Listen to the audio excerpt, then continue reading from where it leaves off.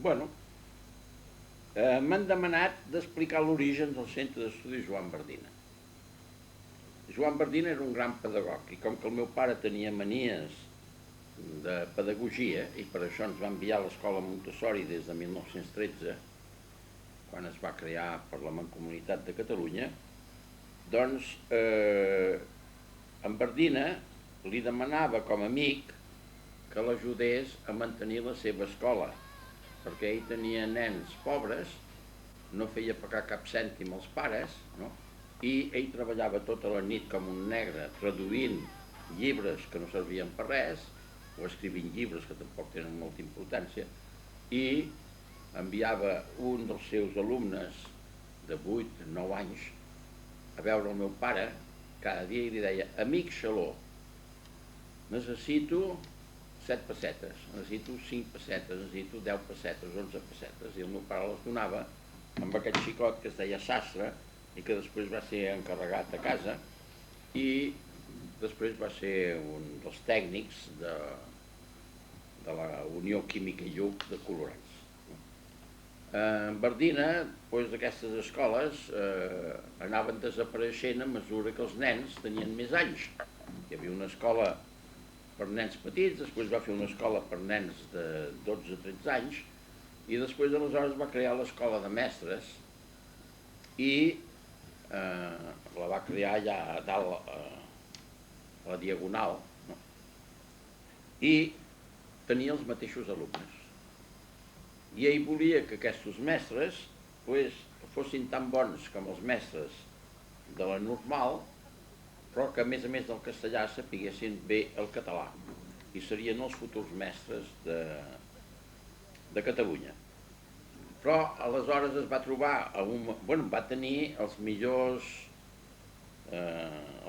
professors de Catalunya. Per exemple, Josep Maria de Tallada ensenyava les matemàtiques, però no els hi donava ni un cèntim. Els tenia d'allò que se'n diu perquè era un home que sabia fer que la gent col·laboressin amb ell, no? Però es va trobar en un moment donat amb un deute de 37.000 pessetes. El meu pare li va dir: noi, jo 37.000 pessetes és una fortuna, per mi no puc. I els seus amics, per exemple en Fito, Camiser, tot això, també li van dir: noi, això és una cosa grossa.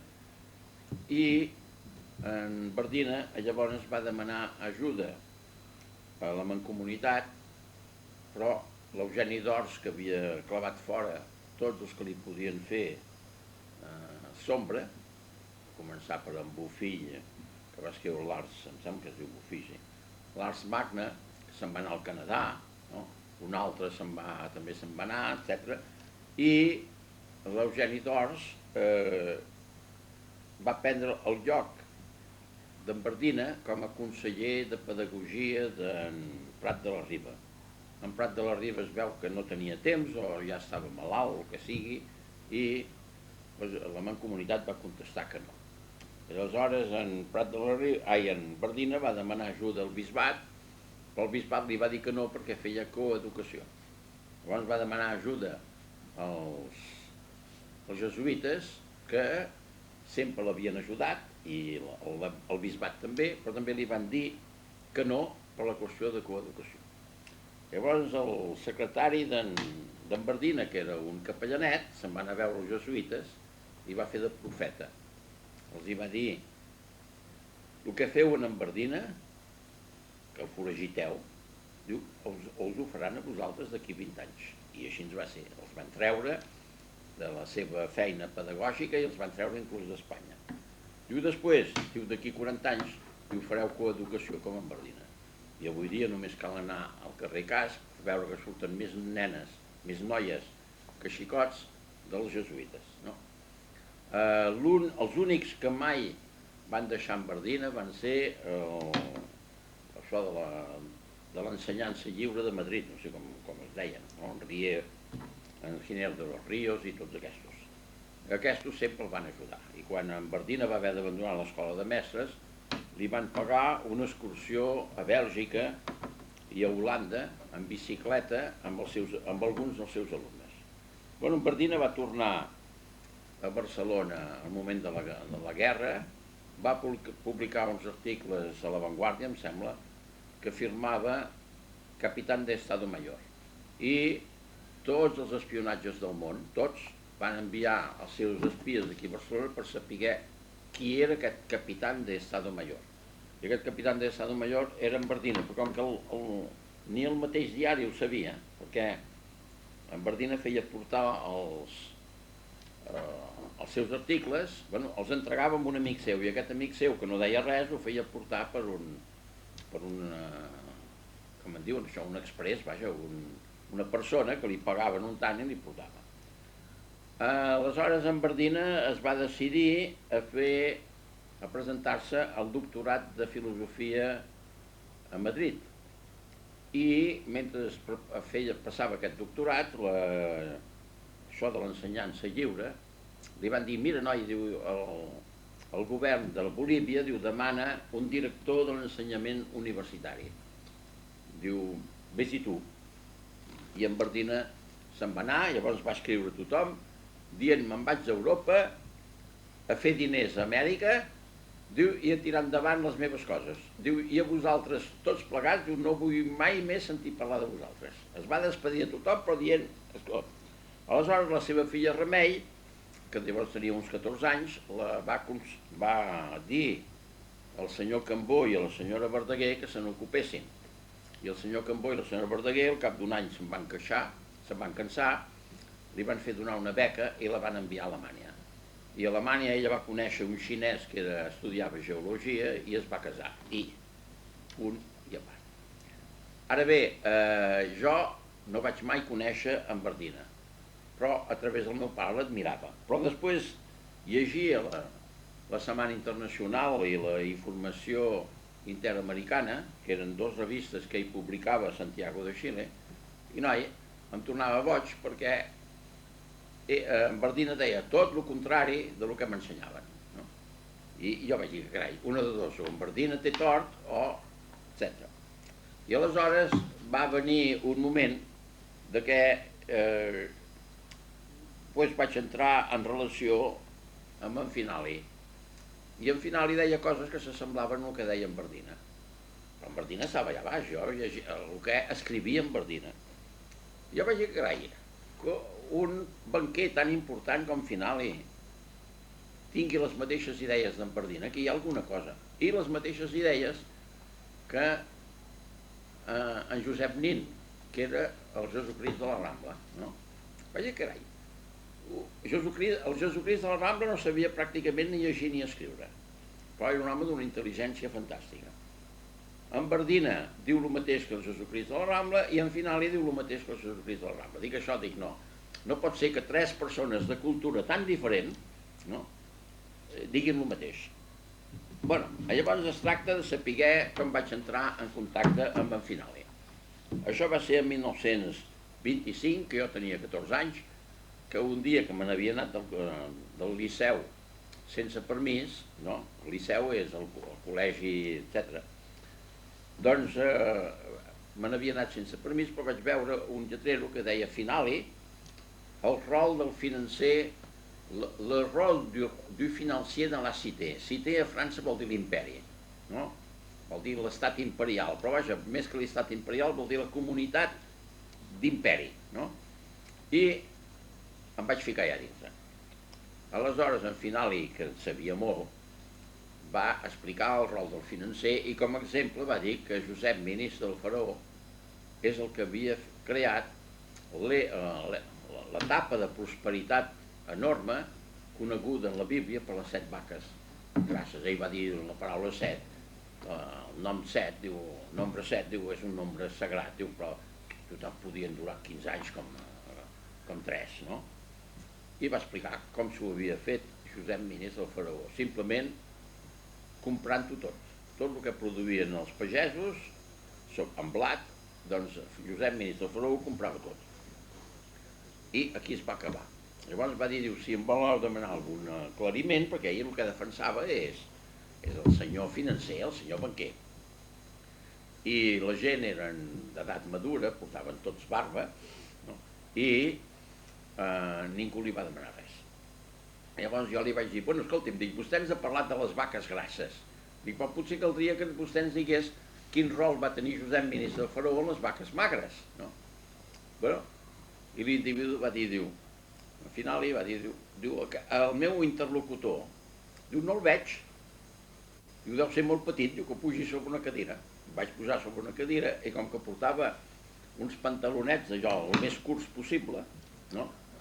Tothom em va mirar i al final li va dir, diu, bé, diu, deixin aquest nano per mi, diu, i vostès vagin a sopar. I a França, 9:15 és una hora que la gent se'n van a sopar, no? Llavors em van deixar, tothom es va posar a riure i la gent van sortir i jo em vaig quedar. I llavors em va portar a un restaurant. I mentre sopàvem, jo li deia, escolti, és que jo haig d'anar al Liceu. Diu, tu no et preocupis, home, diu, jo ja t'acompanyaré, diu, ja veuràs tu, diu, quina recepció em faran. I sí, li van fer una recepció de mil dimonis. Per les raons que sigui, en finali, pues, un dia li vaig telefonar a París, no? Perquè m'havia donat la seva adreça, el seu número de telèfon, particular i tot això. Li vaig telefonar i vaig dir, dic, ara estic a París. Diu, doncs vine'm a veure. I el vaig anar a veure, em va donar una hora, em va donar un sopar esplèndid, i a mi m'interessava més el sopar que tot l'altre, i em va començar a explicar coses. Llavors li vaig dir, ara me'n vaig, dic, m'han fotut fora de l'Escola de Matemàtiques Superiors de París, i que el meu pare vol que vagi a l'Escola de Química de Mulhouse. Diu, bueno, diu, cada vegada que vinguis a París, diu, telefona a mi, em pare. Bueno, per lo que sigui, l'home em va prendre en amistat i em va anar explicant una sèrie de coses que jo vaig veure que verdaderament l'home sabia de què anava, no? Però com que era un gran banquer, però ell em va explicar que havia nascut a Hongria, en un poble jueu, on només hi havia capà i all, no hi havia ni oli, no? I que va explicar les seves aventures i tot això, etc. Em va explicar el rol del rabí per fer arribar les cartes d'un a l'altre, de dos joves que se van anar, no? I jo m'ho vaig creure. Però després va venir la Magda i em va dir, diu, no, diu, al final hi va néixer a París i va néixer en cuna d'oro, no? Jo ja ho comprenc. Els jueus parlen de la dinastia com si es tractés d'ells, no? I ara, al final, sabia molt de què anava. Bueno, em va explicar una sèrie de llegendes semítiques sobre la banca. Jo me les anava escoltant, però deia, bueno, això, tot el que tu expliques, jo no ho he llegit enlloc. Però llavors va venir al cap de molts anys una corroboració en els escrits de la professora de la Universitat de Texas, la Denise Schmand Besserat, els orígens de l'escriptura. Vaig dir, punyefles, i tot això és el que m'explicava al final, no? I vaig dir, bueno, doncs mira, això és una gran cosa. Llavors, al final, també m'explicava la història de Plató. I m'explicava la història de Plató en el sentit que era l'autor antic més pròxim a les realitats socials anteriors a l'era històrica a l'Àsia sud-occidental, segons llegendes, mites i ritus que Plató de tant en tant cita, no? I vaig dir, carai, potser sí que això, jo he llegit alguna cosa d'això. Aquest, en final, no sé quantes llengües sabia. Llengües vivents, llengües mortes, no? I sobretot sabia l'hebreu, l'arameu, el siriac i què sé jo. Llavors t'agafava un llibre, que no hi entenies res, i traduïa directament del text, no? Llavors jo li vaig dir, com s'ho fa vostè per saber tants idiomes? Jo, molt fàcil. Diu, faig buscar els millors especialistes d'aquest idioma, diu, els faig venir a París, i durant 3 mesos dic al banc que no m'empipin si no és per coses molt importants. Diu, aleshores, tu quan saps 10 idiomes, diu, ràpidament n'aprens 15, i quan en saps 15, ràpidament n'aprens 25. Diu, i així és. Bueno, aleshores, ell deia que Plató estava molt a la vora de l'Àsia sud-occidental, on ell m'havia explicat totes aquestes llegendes bancàries. I em diu, és que Plató, diu, volien posar en pràctica el que li deien aquestes llegendes.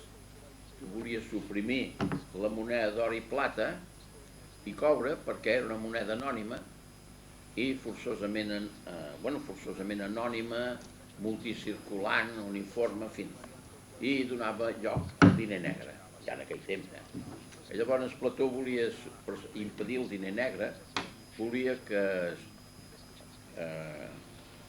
en lloc de la moneda d'or, plata i coure, posar la moneda de ferro, perquè la moneda de ferro, esclar, per comprar un funcionari necessitaven 100 mules, mentre que per comprar 100 mules per portar el ferro, no?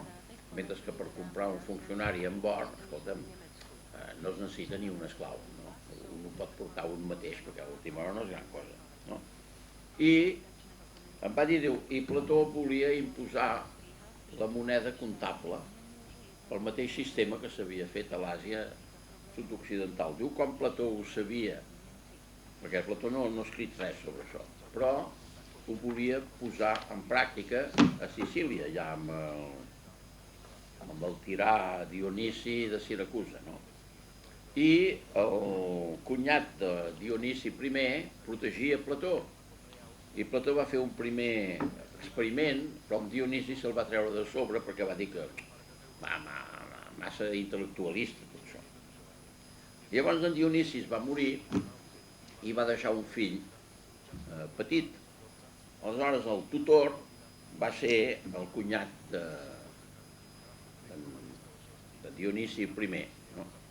I aquest va fer tornar Plató, i Plató durant 3 anys va poder posar en pràctica la factura xec a Siracusa.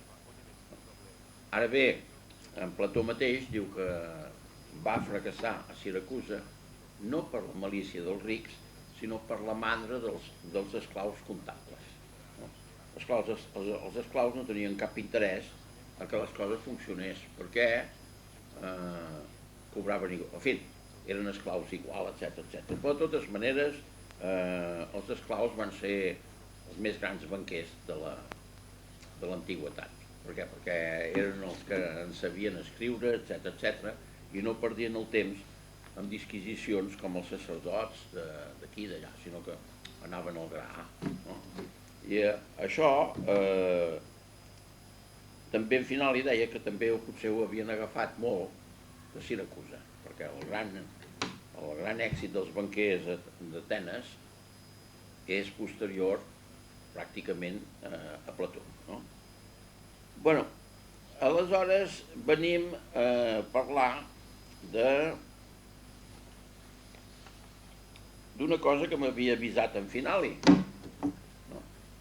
Que és el que va passar a la Primera Guerra Mundial, 1914 fins a 1920. Però després llavors els antecedents de 1870 a 1914. El primer tractat de Versalles va imposar una indemnització de guerra a França de 5.000 milions d'or. 5.000 milions d'or, poseu-vos al cap, de francs d'or, que és una fortuna incommensurable avui dia. Aleshores França va pagar molt ràpidament aquesta indemnització de guerra. I tothom es va demanar com ho havia fet. I la realitat, el govern francès, l'única cosa que va fer és que va implícitament suprimir la fidúcia or. Va engegar bitllets de banc i bitllets de banc i bitllets de banc, però no va dir res a ningú. I tothom, com que els bancs presentaves un bitllet de 100 francs d'or i et donaven l'or corresponent, no? Però hi havia molta gent que no demanaven l'or, no? Perquè tot està basat, la fidúcia està basat sobre el fet que no tothom demana l'or, no? Vull dir que es pot anar baixant el tant per cent d'or que fa de fidúcia de la moneda, diguem-ne, de la moneda abstracta. No? Ara la moneda abstracta els bancs sempre l'havien utilitzat. Després, tant a Egipte com a Cartago, els rics usaven en pràctica monedes que s'assemblaven a les peces de moneda normals, no? Però que no tenien res a veure. I això va fer potser la gran revolta dels mercenaris de Cartago, que després de la guerra van exigir ser pagats.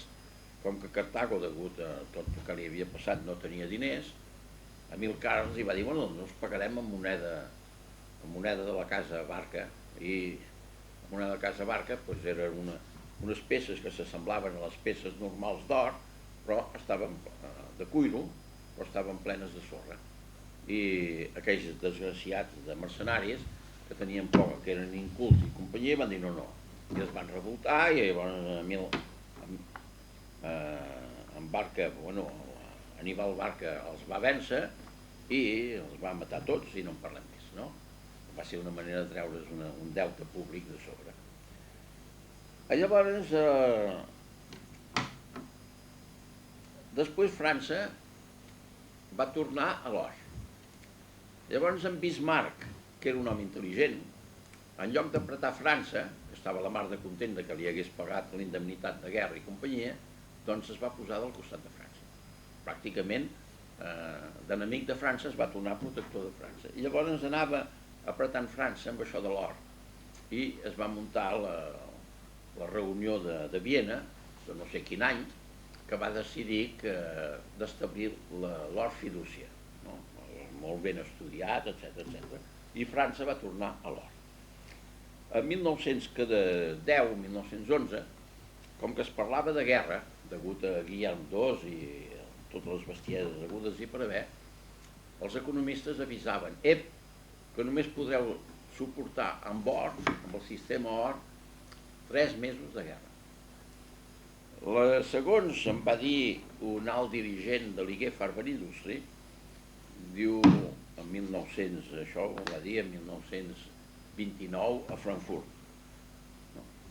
Diu, la guerra del 14, diu, va venir, diu, perquè l'estat major prussià i Guillem II, diu, estaven empipats que els civils alemanys guanyessin la batalla econòmica. Ja venien mercaderies a tot arreu, a Oceania, etc., a l'Amèrica del Sud, a tot arreu s'infiltraven els alemanys i estaven guanyant la batalla econòmica.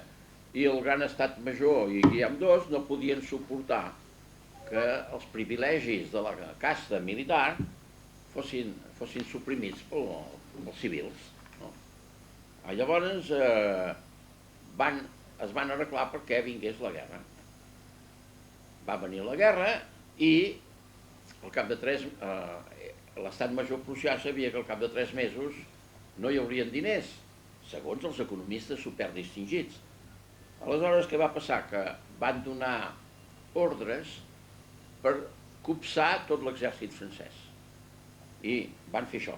Van venir de Bèlgica, van entrar a Bèlgica, Anglaterra es va posar contra ells, contra Alemanya, van baixar i molt ràpidament i van passar davant París.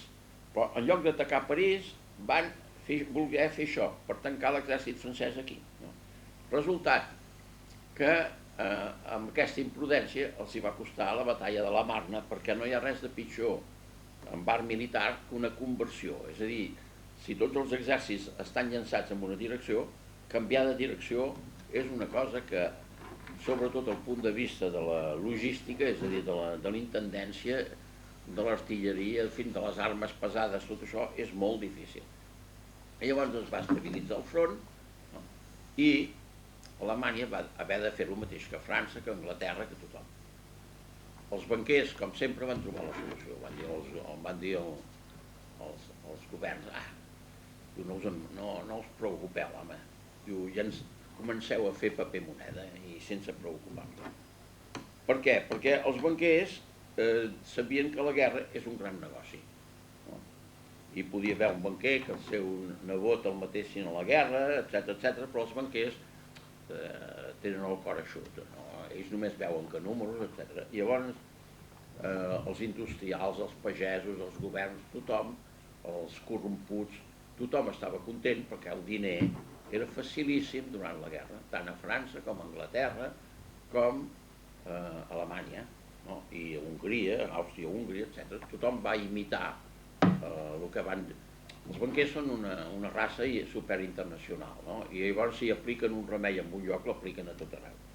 Els Estats Units, pues, ja ni Anglaterra, ni França, ningú podia pagar, ni Rússia, ningú podia pagar l'armament. I també els Estats Units es van llançar tranquil·lament al paper moneda. Roosevelt, que era el ministre de la guerra, el ministre de la Marina, va veure que els Estats Units, sense intervenir en la guerra, eren el número 1, quan sempre havien sigut una potència de tercer ordre. No? I a l'acabar la guerra i havent intervingut, doncs era la potència número 1. Només hi havia Anglaterra, que estava bastant a darrere. Aleshores, tots plegats van decidir que arruïnarien França i Anglaterra. França la van arruïnar perquè els francesos tenen la mania de l'or. Aleshores, en Poincaré, en 1923, com que Rió no va voler escoltar els consells que li donaven Finali, Poincaré va tornar al govern i va tornar a subordinar el franc a la fidúcia or. A Anglaterra, perquè no fos dit, també va fer la fidúcia or de la lliure. Anglaterra va aguantar fins a 1932. De 32 va dir, ja abandona. França va aguantar fins a 1940, però 1940 es va veure obligada d'abandonar, no? Completament. I els Estats Units van aguantar fins al 3 d'agost de 1971, en què Nixon unilateralment va dir, bueno, això de la fiducia és una bestiesa i ho deixem córrer. No? I aquí està explicat tot. Des d'aquest 3 d'agost de 1971, totes les monedes del món són comptables abstractes i no tenen absolutament cap fidúcia, no tenen res a darrere, no? Absolutament res. Ara bé, continuen sent anònimes, uniformes, d'emissió estatal, etc., arruïnen els països, però i són multicirculants, completament incontrolables. No?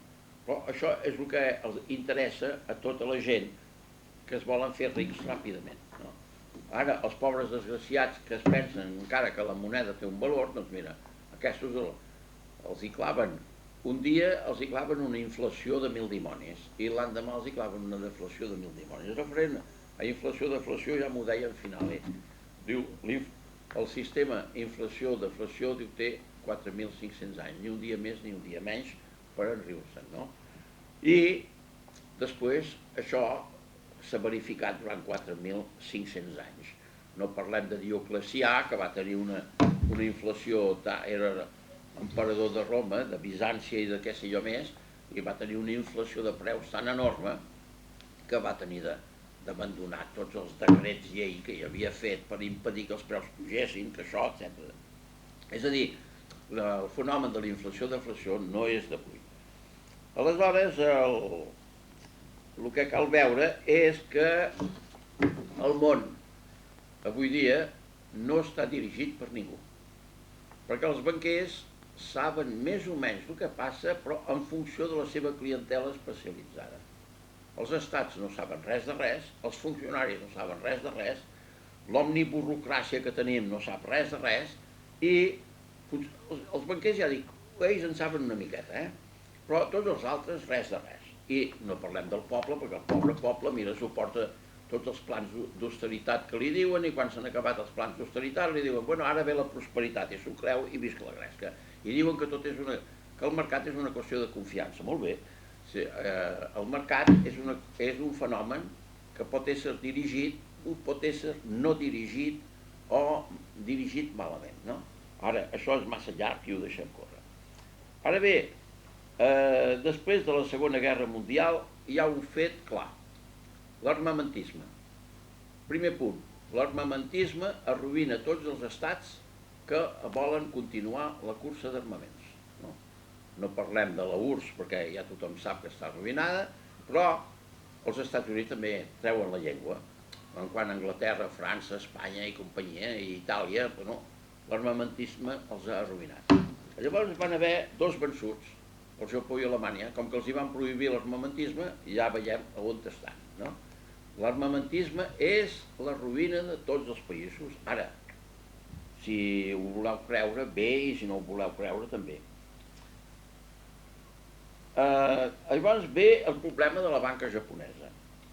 La banca japonesa estava en el 85% en mans de dos samurais que quan van veure els decrets lleis de MacArthur van dir, bueno, escolta, aquest nostre país se'n va a les sopes si no trobem nosaltres la manera de contrarrestar aquests decrets lleis que ho prohibia pràcticament tot MacArthur, no? I volien que el Japó tornés a ser que hi hagués al Japó només agricultura.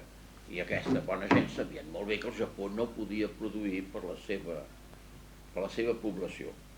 Referent amb això hi ha un fet, que és que un centenar de japonesos, que només n'hi havia dos que eren cristians, un de l'església, no sé quina metodista o el que fos, i un altre que era catòlic. I se'n van anar a veure Pius XII. I li van dir, no, nosaltres no el venim a veure, diu, com a autoritat religiosa. Diu, el venim a veure com un senyor que ens pot donar un consell.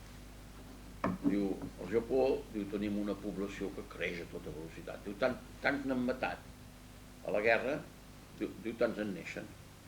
Diu, i no saben què fer. Diu, la sobrepoblació del Japó, diu, és terrible, diu, perquè el país és petit i no hi ha res a fer. I Pius XII, que no li agradava gaire dir el que sabia al poble, perquè ell era d'una classe molt alta, eclesiàstica, però molt alta. Eren prínceps de l'església des de feia no sé quants anys, centenars d'anys. Però davant dels japonesos, doncs mira, va dir, mirin, molt senzillament, diu, augmentin el benestar de la població del Japó. Diu, si la població viu en benestar, diu, neixen menys criatures. Diu, després, diu, disminueixen la mortalitat infantil. Diu, si no hi ha mortalitat infantil, diu, neixen menys criatures. Diu, després, diu, ocupin-se de la mortalitat general. Diu, això vol dir bons hospitals, bon això, bon allò. Diu, si la mortalitat general, diu, també és més baixa, diu, neixen menys criatures. Diu, i això, diu, és una llei de l'univers en la que ni vostè ni jo podem fer-hi res, no? Els japonesos ho van escoltar i se'n va, però jo no sé, no crec que hagin fet res de bo, perquè avui dia encara al Japó es fa treballar la gent 70 hores per setmana, no tenen vacances, no tenen seguretat social, no tenen res. És a dir, presentar el Japó com a model de societat civilitzada, bueno, és digne dels senyors que escriuen en els diaris, però no és digne d'una persona seriosa, perquè és tot el contrari d'una civilització, és una anticivilització, no? Ara, aquests dos banquers es van sentir més samurais que banquers. I aleshores van dir als seus bancs, feu el favor de separar el préstec bancari amb data fixa de devolució del capital i amb un interès bancari lliure del crèdit comunitari. I els bancs van dir, què és el crèdit comunitari? Diu, simplement els excedents de producció que es poden preveure bancàriament a partir d'unes certes condicions. Diu, bueno, entesos. Aleshores, això va salvar el Japó. Primerament, perquè el préstec bancari s'ha de tornar els diners al cap d'un any, 2 anys, 3 anys, 4 anys, amb un interès, no? Però s'ha de tornar al capital. Resultat que els industrials tenen una por terrible o els pagesos, una por terrible dels préstecs bancaris, perquè un pagès necessita 10 anys i un industrial necessita com a mínim 3 o 4 anys perquè el diner que hagi demanat al banc li rendeixi. I llavors tots els banquers del món saben com arruïnar un industrial o un pagès a qui han deixat diners, no? Li exigeixen de complir totes les coses i com que no les pot complir, doncs mira, li prenen la propietat, li prenen la fàbrica, li prenen l'entitat de comerç, li prenen tot. Bueno, doncs al Japó es va diferenciar el préstec bancari amb les condicions de tornar el diner del crèdit comunitari. I el crèdit comunitari estava basat sobre les perspectives de prosperitat del mercat, no? Prosperitat que crearien els mateixos bancs concedint els crèdits comunitaris, i deien amb un encarregat, amb un suboficial de l'exèrcit que venia allà i els deia, escolti, més que això, vaig aprendre molt durant la guerra, tinc una idea al cap d'uns telèfons així i això, i miri, faci un informe i vingui'ns a veure. No? El pobre home doncs, feia l'informe, se'l feia mirar, se'l feia contramirar i el portava allà. Venia un oficial i deia, perquè jo, miri, durant la guerra vaig estudiar això i això i això, i en la vida civil això donaria aquests resultats. Faci un informe i vingui. Aleshores estudiaven l'informe i li deien, bueno, escolti, vostè com que no sap de què va, ens demana, per exemple, 20 milions de iens. Diu, i nosaltres li donarem 50 milions de iens, però a les condicions següents.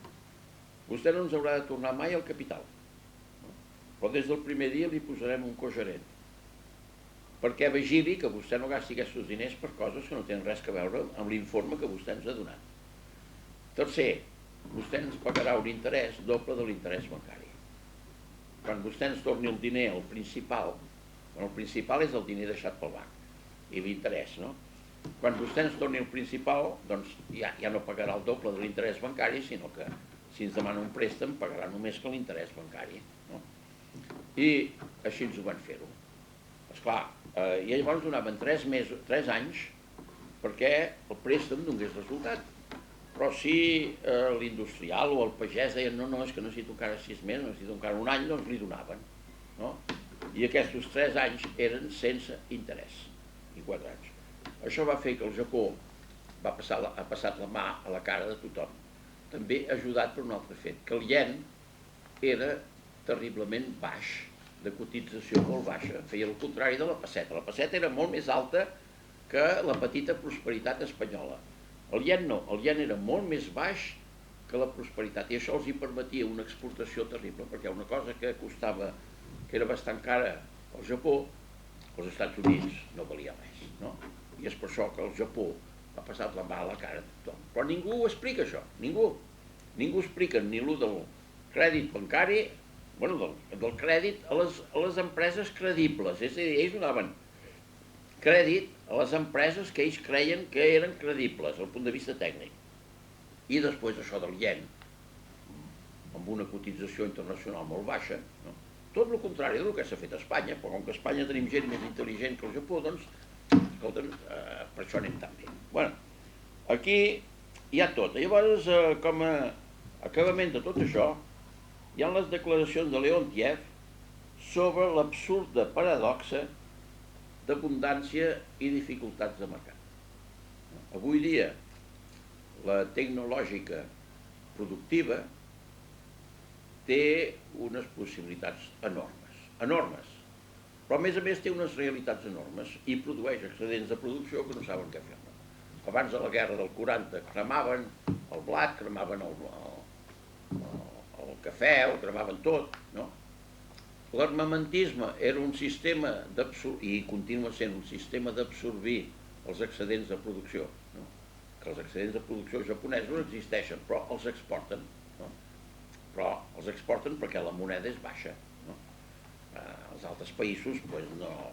Els Estats Units han baixat el dòlar, per exemple, de 200 pessetes a 100 pessetes, perquè això els hi ha rebaixat els seus deutes de petroli a la meitat, el seu deute públic a la meitat, etc. No? Els Estats Units és el país que té més deute públic, no? El pobre deute públic espanyol està igual a zero al costat del deute públic. Però els Estats Units saben fer baixar la seva moneda quan els hi convé, no? Saben imitar els japonesos, no? Aquí no en sabem. Ara, aquesta paradoxa, el Leontiev no dona solució. Només diu una cosa, s'ha de saltar un mur molt alt. Però no diu com s'ha de saltar, ni per què s'ha de saltar, ni res de res. I aquí es va acabar el Leontiev. Llavors, un altre final és que un borsista em va dir últimament, diu, a mi si m'encarreguen de comprar 100 milions de pessetes de Telefònica, per exemple, soc l'amo de la sessió de borsa, comprant i venent molt ràpidament aquestes accions i altres accions, fins a comprar definitivament els 100 milions d'accions al final de la sessió. Diu, la compensació bancària, com que jo conec bé la borsa, els mecanismes de borsa, em dona o bé beneficis bastant importants o pèrdues molt petites. Li vaig dir, quan tens pèrdues grosses? Diu, això deu ser un cas excepcional. Diu, no. Bueno. Llavors jo li vaig dir que se li acabaria el xollo i em va dir, no me'l pots acabar. Dic, sí, dic, molt fàcilment, Dic, tu tens aquest xollo perquè el govern espanyol vol. Diu, com s'entén? Dic, sí. Dic, el govern espanyol fa un decret llei que ningú llegirà a fora dels borsistes. El poble se n'en fot pla bé d'un decret llei sobre la borsa. Que et diguin que tu has de cobrar, no? Telemàticament, informàticament, cada venda, i has de pagar telemàticament cada compra, en lloc de fer la compensació final. Perquè la compensació final és la més gran estafa que hi pugui haver. No? És el que permet en les comptabilitats d'explicar el que un vol. No? Llavors els inspectors d'Hisenda han de perdre un temps indefinit demanant els documents originals i tot això, que és el que fa ara el PSOE, que diu que només dona, no l'heu llegit als diaris, només dona que la compensació final, no? Diu, tal assumpte, compensació final, $500.000 de pessetes, etc. I han barrejat, han manipulat allà una quantitat enorme, però com que les comissions, això i allò, tot ho ha fet desaparèixer, doncs finalment inclús hi ha pèrdues. La compensació bancària és un sistema així. Llavors com ho fan els inspectors d'Hisenda? Doncs mira, van els gestors i li diuen, escolta'm tu, diu, les 300 firmes que tu maneges, vull 100 milions. Mirem-ho. Llavors el gestor s'ho mira i diu, bueno, mira, diu, aquest, diu, és una casa que va molt malament, diu, fes-li un acte petit. Aquest, mira, aquest sí, ja li pots posar 2 milions, diu, perquè l'any passat no va pagar i aquest any mira que pagui.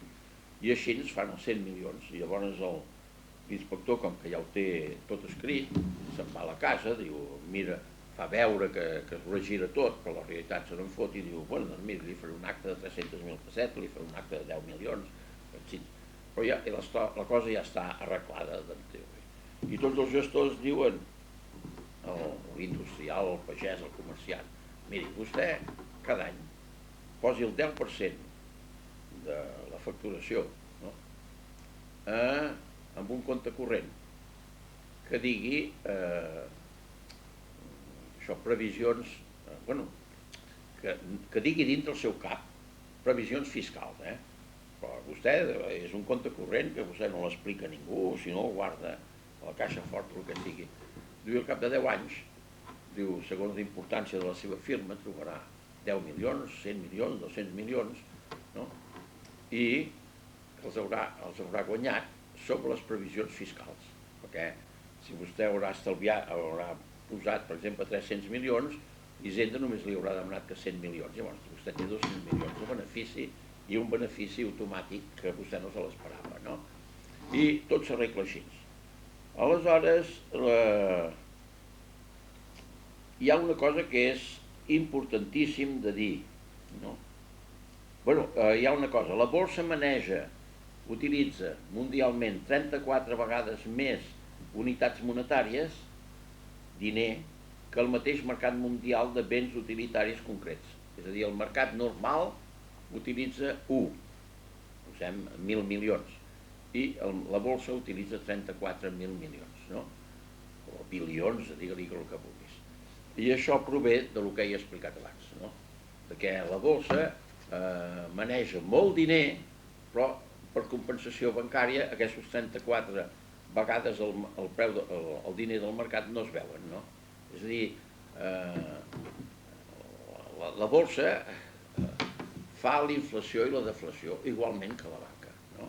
Però de totes maneres la conclusió és que la banca i la borsa, enterament lliures com a empreses privades o com a conjunt d'empreses privades, és vitalment necessari a qualsevol lliure o esclavitzada societat establerta.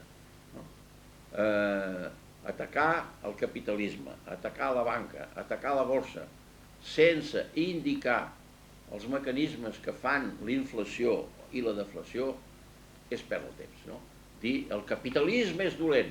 El capitalisme es va inventar fa 500.000 anys i encara dura i encara durarà, no? Per atacar el capitalisme s'ha de dir és un capitalisme comunitari és un capitalisme col·lectiu privat, és un capitalisme individual o dinàstic privat, és un capitalisme especulatiu salvatge, etc. S'ha de posar un qualificatiu a cada tipus de capitalisme. I atacar qualsevol cosa sota el nom universal que té aquesta cosa no dir res. Per exemple, la política, doncs sí, hi ha la política bona i la política dolenta, el que Plató en deia l'autopolítica i l'antipolítica. L'economia, doncs sí, no vol dir administració de la casa, l'economia, vol dir repartició equitativa del bé comú. Oikos és el bé comú. I en Xenofont això ho explica molt bé en la introducció del seu llibre. No? Però tothom avui dia agafes un diccionari i diu una economia administració de la casa. Com que l'Estat és una gran casa familiar, doncs mira, això, per creure's això, cal ser molt bon alumne de les escoles primàries, de les escoles secundàries i de les universitats actuals. Ara, una persona sensata no s'ho creu, no? I la paraula economia, segons etimologia, vol dir repartició equitativa del bé comú. No? I això és molt diferent de voler dir mercat igual economia de mercat igual a economia. Mercat és una cosa, economia de mercat és una altra i economia és una altra cosa. No? I d'economia, després de l'economia ve l'ecologia i després de l'ecologia ve l'ecumene. I aquestes tres paraules representen pràcticament tot l'home. Aleshores, tot això s'ha d'explicar i aquí acabo perquè no em vull allargar més. Jo utilitzo la paraula evolució per dir que l'home va donant toms i toms i toms per escriure la seva història, sobretot la seva història fenomènica. No? Hi ha una diferència gran entre l'intel·ligència noumènica i l'intel·ligència fenomènica. A l'intel·ligència noumènica l'home té una entera llibertat i l'intel·ligència fenomènica li va naixent a poc quan s'adona que aquesta entera llibertat es troba amb obstacles i dificultats materials. I materials carnalment sensibles. És a dir, l'home només té que els sentits del seu cos per entrar en contacte amb la matèria. Que aquesta matèria sigui inerta o sigui vivent és igual. Bueno, llavors l'intel·ligència fenomènica de l'home va donant toms i toms i toms durant tota la prehistòria. No? I és evolutiva en la línia matrilineal. Aleshores, això és la prehistòria, que va des del començament de l'home, que segons els biòlegs, segons l'hipòtesi de la biologia molecular, són 5 milions d'anys, i segons la fossiloteca, és a dir, el conjunt de tots els fòssils que han trobat de l'home, remunta a 2.800 anys, a 2.800.000 anys. Però com que tots diuen per arribar a la meravella que era la Lucy, sí, em sembla, l'esquelet de la Lucy, diu, com a mínim hi havia d'haver 200 milions. Llavors els senyors prehistoriadors sobre els fòssils diuen 3 milions d'anys. No? Segons l'etnografia, que es combina amb la prehistòria, tots els pobles sorgits en aquell moment doncs vivien en endoètnia. Segons en Richard Leakey, en els 3 milions d'anys van haver 3 subespècies d'home, no? Que vivien més o menys contemporàniament. Però al costat hi havia 3 o 4 subespècies de micos que també vivien en pau i tranquil·litat. I tots formaven ramats tancats, perquè l'animal primitiu veu però no mira. Si no mira no entra en contacte amb l'altre. I tots són ramats tancats i en el cas de l'home se'n diu endoètnia. Per què? Perquè l'home és diferent de tots els altres animals, compresos els micos més superiors, els orangutans, els goril·les i els ximpanzés, no? I una cosa que ho demostra és que quan van descobrir l'esquelet de la Lucy, doncs tots aquells grans savis nord-americans, francesos, alemanys, anglesos, en fi, de tot tipus vivent, em sembla que només hi faltava un espanyol, però a Espanya la prehistòria no pot ser estudiada perquè no hi ha diners, no? L'Estat no ha donat mai diners per aquesta tonteria, escolta'm. Tot això ho demaneu als de Sabadell i els diran que obtenir diners de l'Estat és completament impossible. Bueno, i tota aquesta gent van fer una gran festa i amb aquell esquelet li van donar el nom de Lucy, que era el nom d'una cançó cèlebre dels Beatles en aquell moment. I al matí van venir els auxiliars de l'expedició, que eren etiops, i els hi van explicar en la seva llengua que havien posat el nom de Lucy amb aquell esquelet. I ells van dir no. Diu, es tracta d'una persona sagrada. I van dir, aviam què vol dir això? Diu, persona ho són tots els animals. Diu, la persona sagrada només ho són els homes. Bueno, aquesta gent demostraven que tenien més intuïció, tenien més intel·ligència numèrica que no pas els savis de l'Occident. Aleshores, la intel·ligència fenomènica es va desenvolupar així, donant toms, durant des dels 3 milions fins als menys 12.000 a l'Àsia sud-occidental, no? I d'una manera evolutiva, progressiva, sempre anava progressant, passava molt de temps. No? Poseu-vos al cap que els 12.000 anys finals, no? dels quals nosaltres estem a 1992, això representa pràcticament un segon, grosso modo, jo no he fet el càlcul, un segon de molts anys i molts anys i molts anys. És a dir, és una comparació d'aquelles que fa riure. 12.000 anys no tenen importància en l'evolució de l'home. Bueno, llavors ve, això és la prehistòria matrilineal de la humanitat. No? Com s'ho feien aquella gent per traspassar-se la cultura els uns als altres si no tenien relacions entre ells? No ho sabem. I la realitat és que tots anaven seguint més o menys, això vol dir alguna cosa en favor d'una intel·ligència de l'home com ser específic, no? No cal que parlem de totes les subespècies que han vingut, però des dels menys 45.000 a menys 38.000, pràcticament només hi ha que la subespècie de Cromanyó, que en diuen sapiens sapiens, i explicar que en la humanitat actual hi ha races i això, és una bestiesa com una casa. Això només pot néixer que en el cap d'un imbècil com Hitler, no? Ajudat per tots els imbècils que el van precedir. Avui dia no hi ha races i tothom ho sap, per el que ara explicarem. Llavors entrem en el que se'n diu la hipòtesi protohistòrica a l'Àsia sud-occidental. I hi ha un fet, que l'arc magdalenià, que ve de molt lluny, de bastants milers d'anys, a l'Àsia sud-occidental pren un caire preciosista, no? Un caire de perfecció però massa bonica, no? I segons els entesos això demostra que les dones manaven, no? Hi ha una estatueta que no puc donar les indicacions perquè he perdut el llibre, que és molt típica d'aquest temps, que és una dona que examina amb insolència dos homes, i els dos homes tenen els ulls baixos. No? La mateixa escena es donarà 2.000 anys després, no? Amb un senyor que compra esclaves, no?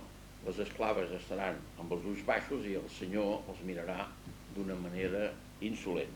Ara bé, la hipòtesi dels 12.000 als 11.000 a l'Àsia sud-occidental no és d'aquest tipus brutal, sinó que és del tipus femení, i el tipus femení mai són brutals. No? Aleshores, hi ha la hipòtesi del matriarcat, que és simplement que la dona que s'havia inventat el matrimoni de servitud per fer treballar el marit, no? Que no volia treballar, i feien contractes per èquids llunes, és a dir, menstruacions, perquè el calendari lunar és pràcticament el mateix que el calendari de les menstruacions, no? I això les dones se'n van donar compte i llavors feien uns contractes renovables, però la dona mantenia el privilegi del repudi i del divorci.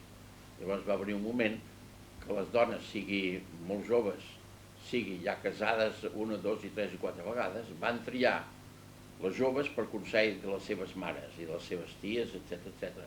I del germà de la seva mare, perquè tot es feia a través de la mare, i si la mare desapareixia era el germà que es beneficiava de la neboda.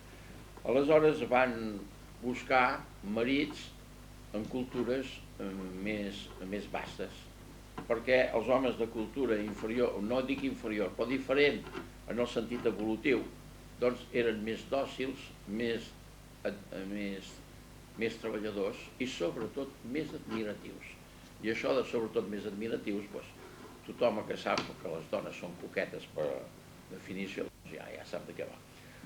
I això va durar fins al dia que els cosins germans i cosins segons, etc., d'aquestes dones que es buscaven els marits a fora de l'endoètnia, se'n van cansar. Aquesta ruptura matriarcal de l'endoètnia és un verdader sacrilegi. Va ser la primera vegada, i van ser les dones que ho van fer. Les dones han inventat el matrimoni de servitud per fer treballar el marit, el repudi, el divorci i el casar-se fora de la família, no? Bueno, de la família no existia en aquell temps. I s'ho han inventat tot, no? I hem de reconèixer que es van equivocar. Llavors els marits, els cosins i germans i companyia van dir, si el que fa la nostra germana, el nostre cosina, també ho podem fer nosaltres. I es van dedicar a raptar dones allà on van poder. Les endoètnies menys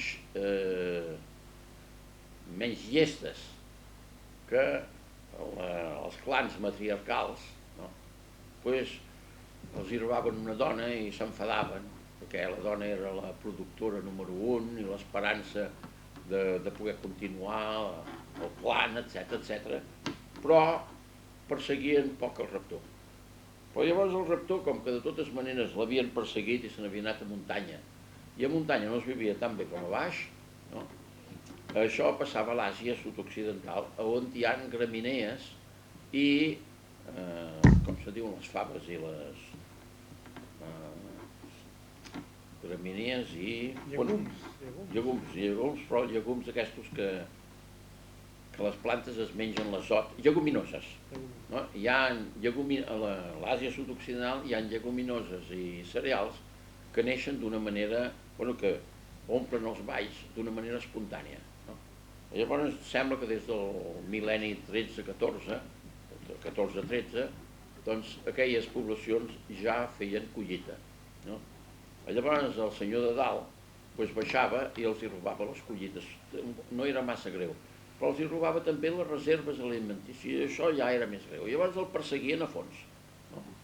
Aquest bon senyor cada dia vivia més amagat, els seus fills els ensinistrava a la caça, que era el que els hi donava més, però ell, el patriarca, la caça l'utilitzava com a pràctica de guerra. I va venir un dia que va començar a atacar a dreta i a esquerra. Quan havien vençut, com que tenien poc menjar, mataven tots els vençuts i disfrutaven mentre no tinguessin por. Però al moment que tinguessin por, s'havien d'escapar. Por d'un altre enemic. I aleshores, com que no se'n podien emportar totes les pertinències de les quals havien usat i abusat durant 2 o 3 o 4 dies, perquè un guerrer d'aquell temps, el màxim que podia dur són 10 quilos, 15 quilos, 16 quilos, perquè havia de córrer. Aleshores, calaven foc a tot.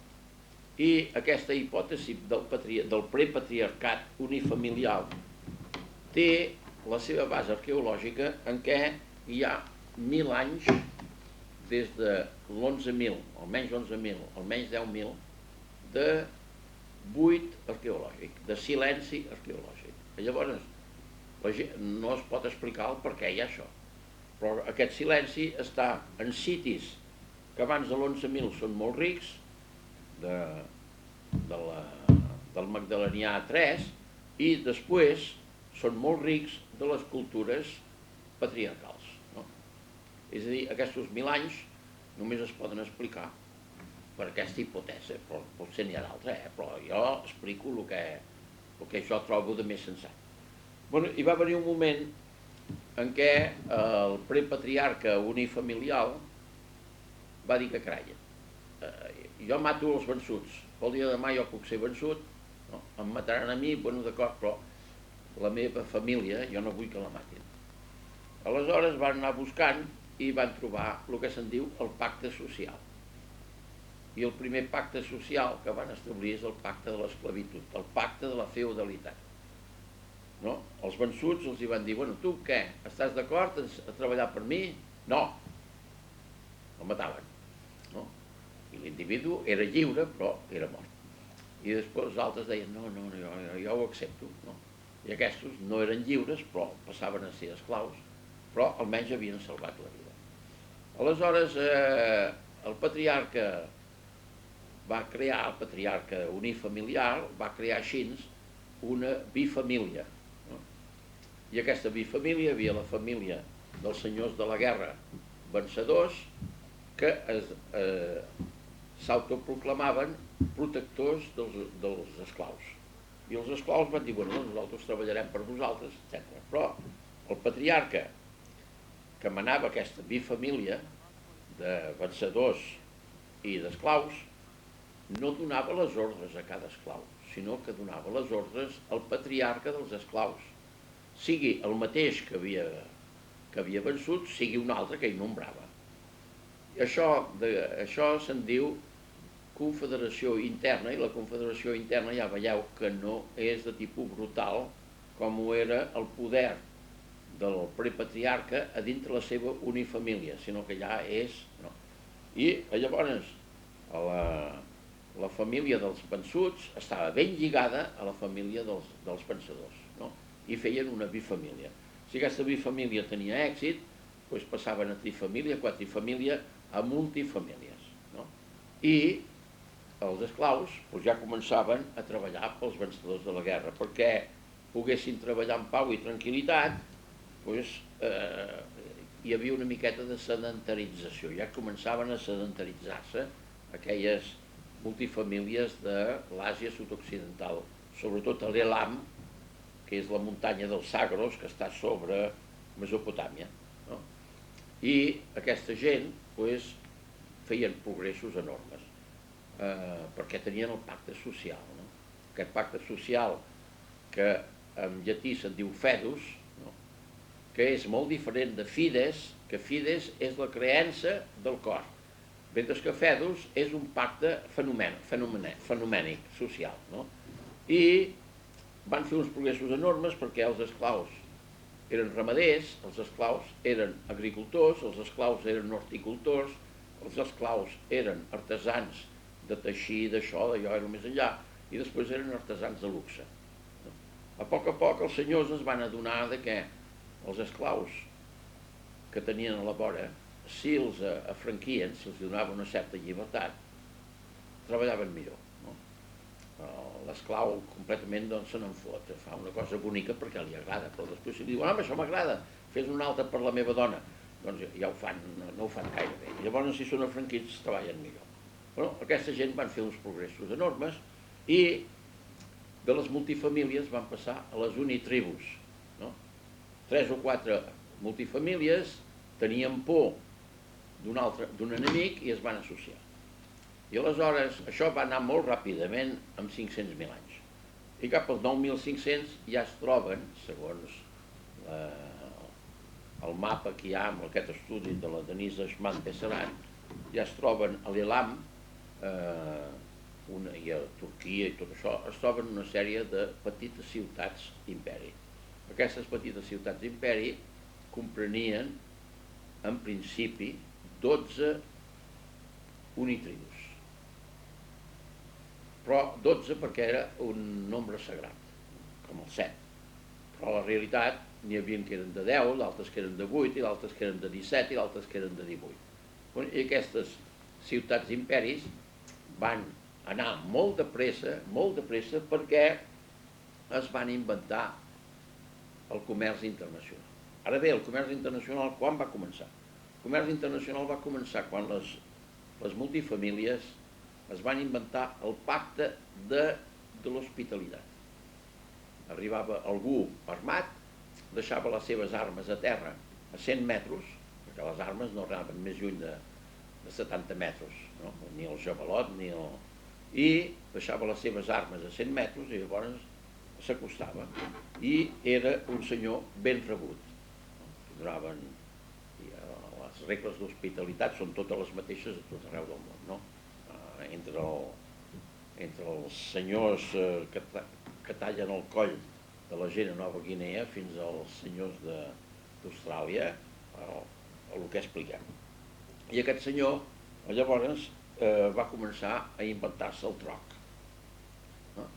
Ensenyava una cosa i la gent deia, oh, això m'agrada, que em doneu per això.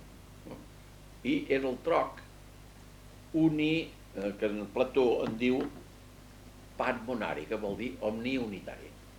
Un troc concret és una mercaderia A sobre una mercaderia B, mercaderies elementals, no? I això és igual a 1. És una mercaderia A és igual a una mercaderia B, però no segons un valor objectiu, sinó segons un valor subjectiu del venedor i del comprador, no?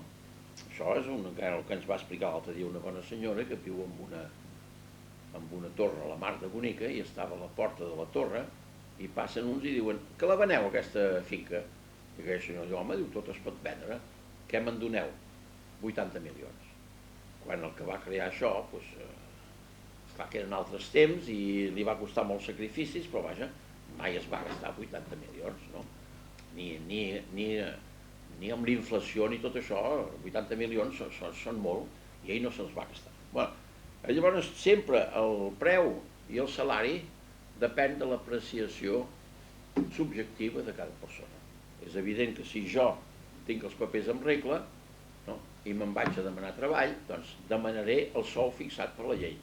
Ara, si no tinc els papers en regla, doncs entro en el que se'n diu el mercat negre del treball i accepto de treballar per lo que sigui, no? I hi ha inclús gent que en saben molt i diuen, bueno, doncs et donaré menjar. I el pobre desgraciat diu que sí, no? Aleshores, el que cal comprendre és que aquest troc omni-unitari és molt difícil, no? Perquè jo dic, jo tinc una gallina, tu què em dones? I si l'altre té una ovella, diu, no, ara et puc donar una ovella per una gallina. I llavors aquestes ciutats imperis van inventar molt ràpidament unes fitxes de fang segons un codi que va durar pràcticament fins en els pobles hel·lenístics va durar fins a menys 800. És a dir, que va durar durant pràcticament 9.000 anys, no? I 9.000 anys són molt per nosaltres, però també continuo dient que no són res, no?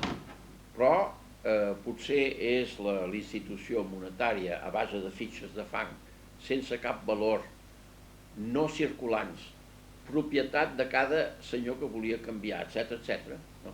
Que això té una importància gran, no? Perquè és l'institució que ha durat més temps. Com s'ho feien? Simplement, un posava una fitxa que deia una gallina, no? I l'altre deia no, posen més. I per què? Perquè jo dono una cabra, no? I llavors, què vols? 3 gallines. Ah, no. I finalment s'entenien per 2 gallines i mitja i aquestes fitxes ho permetien.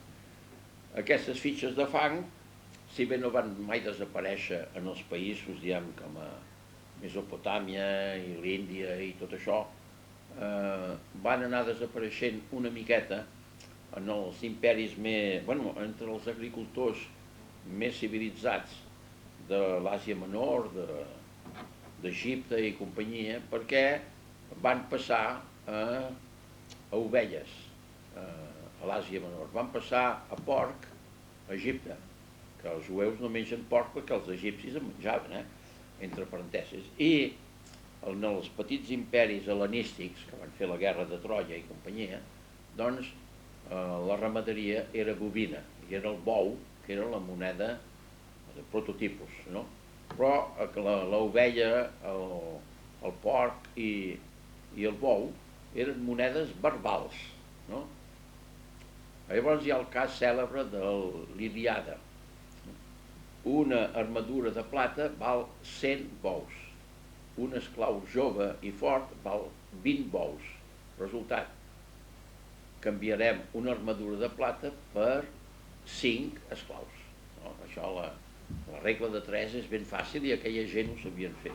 Aquí cal insistir que la unitat monetària, la unitat com a unitat de compte, o com a instrument de compte, va néixer fa uns 25-20.000 anys, perquè la noia matrimoniable era el gran valor de cada clan matriarcal i representava la unitat de compte.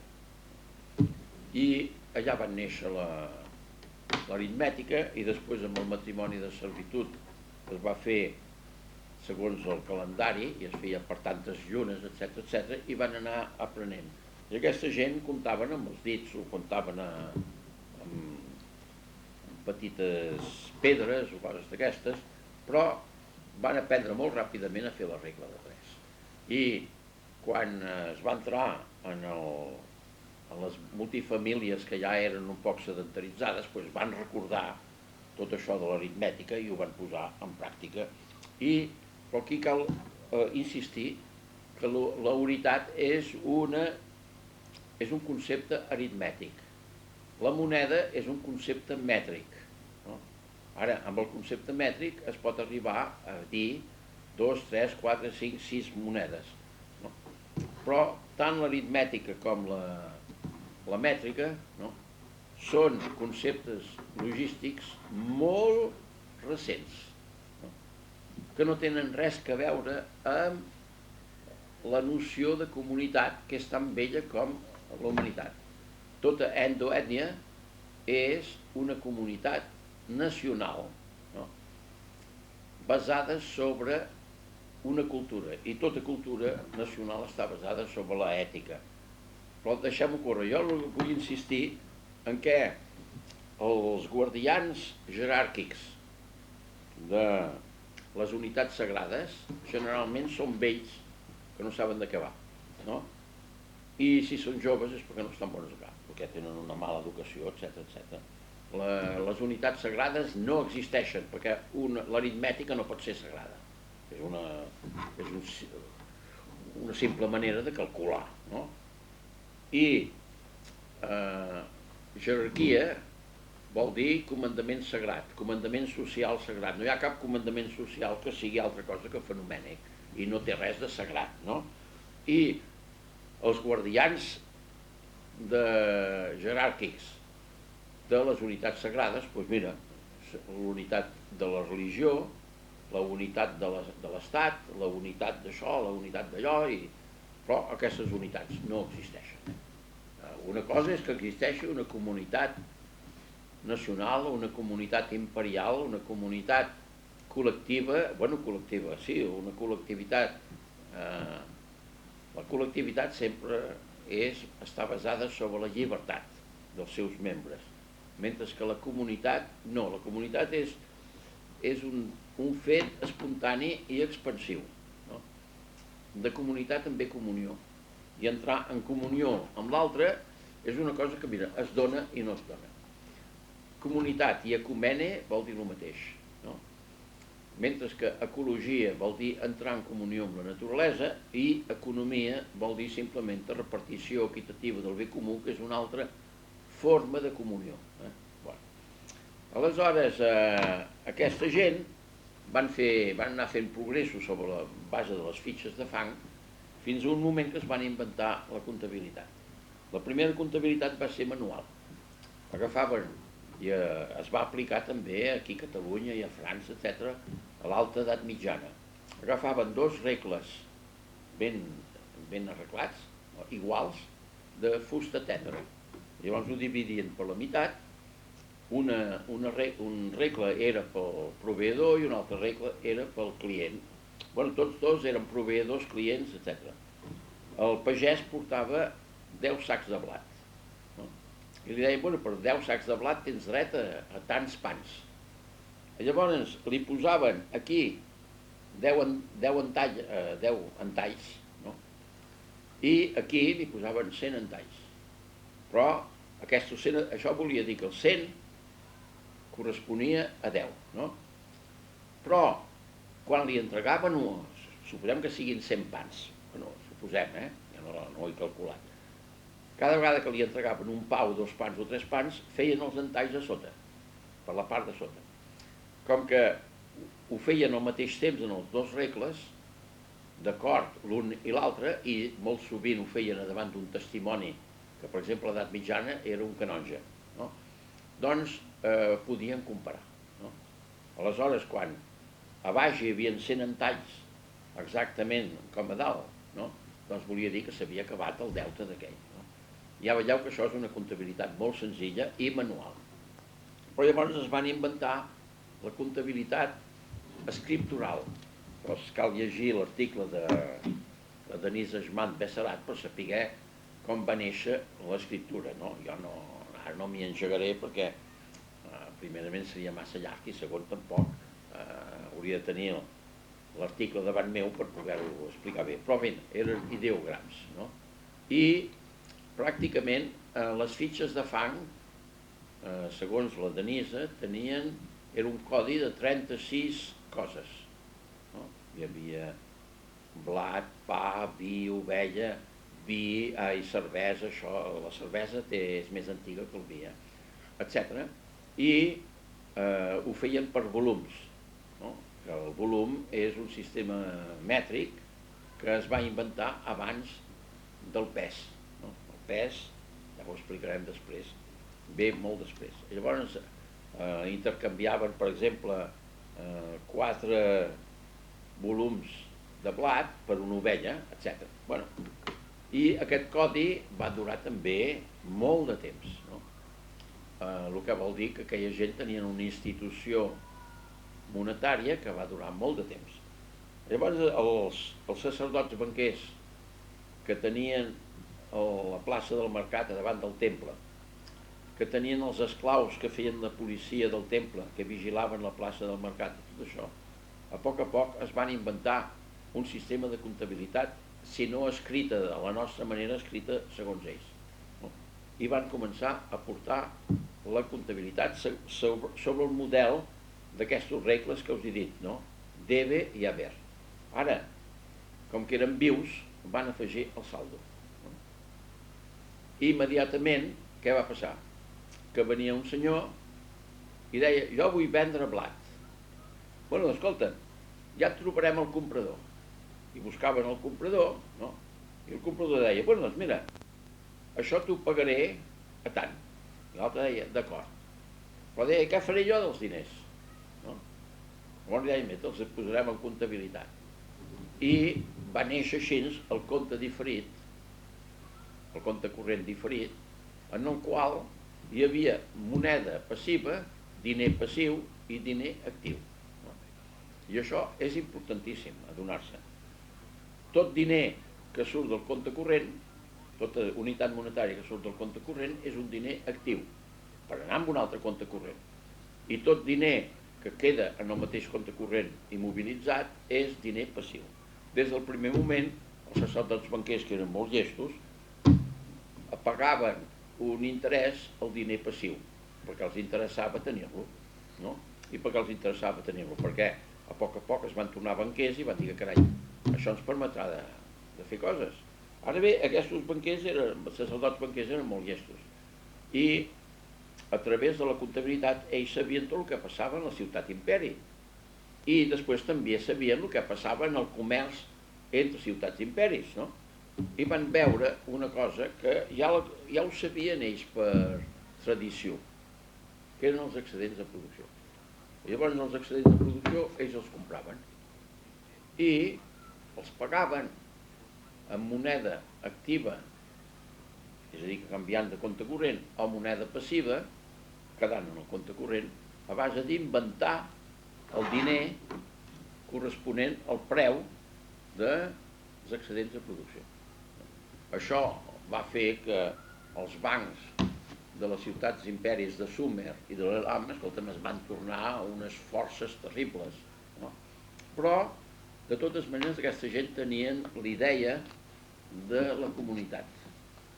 I si bé venien els excedents de producció, els rics, quan es fa la soldadura, es diu, la soldadura, no? Entre la collita les reserves de blat de la collita anterior i la nova collita, no? Sempre passen 1, 2, 3 mesos de dèficit. Aleshores, ells venien, els rics, els excedents de producció que els hi havien comprat amb ells mateixos, no? I després, com que tenien l'idea de comunitat, regalaven als pobres aquests excedents de producció per passar el temps de fam, no? I això ho van fer-ho a Sumer durant 6.000 anys. Només cal llegir això de les dones lliures de Babilònia per veure que la gent de Sumer eren molt lliures i els semites d'Accad eren gent, bueno, de lo pitjor, no? Quasi bé es pot dir que tot el mal de la humanitat ve dels semites, però en fi, deixem-ho córrer, no? Val la pena llegir això de les dones lliures de Babilònia. Bueno, aleshores, amb aquest sistema bancari van anar a la mar de bé. I el temple vermell d'Uruk, que és de 3.480, em sembla 3.280, és a dir, té uns arxius de 200 anys. Hi haurien pocs bancs d'avui dia que podrien presentar arxius de 200 anys. El que passa és que aquestes tauletes, que són innumerables, no són traduïdes. Per què no són traduïdes? Perquè fabricar un sumeròleg val 10 milions de dòlars i fer-li traduir doncs val $1 milió cada any, perquè aquesta gent no treballa gratis, no? Aleshores, els mecenes privats dels Estats Units o d'un altre país, qualsevol, doncs no els interessa la traducció d'aquestes tauletes perquè són molt monòtones. La majoria tracten de comptabilitat. Algunes tracten de gramàtica, els altres, etc. Però n'hi ha molt poques que tractin de novel·les, no? Sí, hi ha això de Gilgamesh, la llegenda de Gilgamesh, i alguna altra no. I després alguna de sobre enamorament d'un noi i una noia, però molt poca cosa. I llavors les traduccions de la majoria de tauletes són tan monòtones que el senyor Mecenes engança i diu, bueno, escolta, aneu a fer punyetes. I això no està traduït, i només pot estar traduït que el dia que tinguem una riquesa comunitària com la tenien els banquers, els sacerdots banquers de Sumer. Ara bé, els sacerdots banquers de Sumer tenien verdaderament, i això s'ha comprovat, l'arqueologia troba en totes les ciutats imperis, fins a les ciutats imperis gregues arcaiques, magatzems privats i magatzems comunitaris. En el magatzem privat, que és d'una família o dues famílies, tot ho barrejaven, no? Ara, en els magatzems comunitaris, no. Hi havia la sitja, el dipòsit per posar blat, el dipòsit per posar civada, el dipòsit per posar tal altra cosa, el dipòsit de les llentilles, el dipòsit del que fos, no? De les lleguminoses A, de les lleguminoses B, i no està barrejat. I això es troba molt fàcilment perquè quan descobreixen un magatzem privat veuen una sèrie de desperdicis que tot està barrejat, i quan descobreixen un magatzem de tipus comunitari veuen que tot està bé, molt bé. I això en tota l'Àsia i l'Egipte, que pràcticament, perquè Egipte, l'Egipte va passar a la moneda ja, diem, comptable, cap al menys 4.000, no? Que l'Àsia sud-occidental això era del menys 7.000, i a Egipte 3.000 anys després va passar-hi. I l'Àsia sud-occidental i l'Egipte eren les dues úniques excepcions en quant a moneda comptable, no? Llavors va venir un moment d'una involució terrible, que va ser el 2500. Vols que parem aquí o continuo? Bueno, doncs, el 2500 a Accad, que era habitat pels semites, les ciutats imperis de Sumer, mentre no els hi tonquessin els èquids quilòmetres quadrats que tenien a l'entorn de les seves muralles, no? I els estrangers es quedessin a fora de la ciutat durant la nit, no? Perquè durant el dia els estrangers podien entrar dins de la ciutat, això, però tancaven les portes i tot estranger que trobaven a l'interior, tallant-li el cap, ja estaven al cap del carrer. Els estrangers vivien a fora de la ciutat imperi, no? Aquesta bona gent no impedia, no eren xenofobs, no? No eren xenofobs i permetien les immigracions que fos mentre no molestessin. Llavors allà es va establir a poc una ciutat que era protegida per Kish, no? Que era una ciutat imperi Sumèria, i que era Akkad.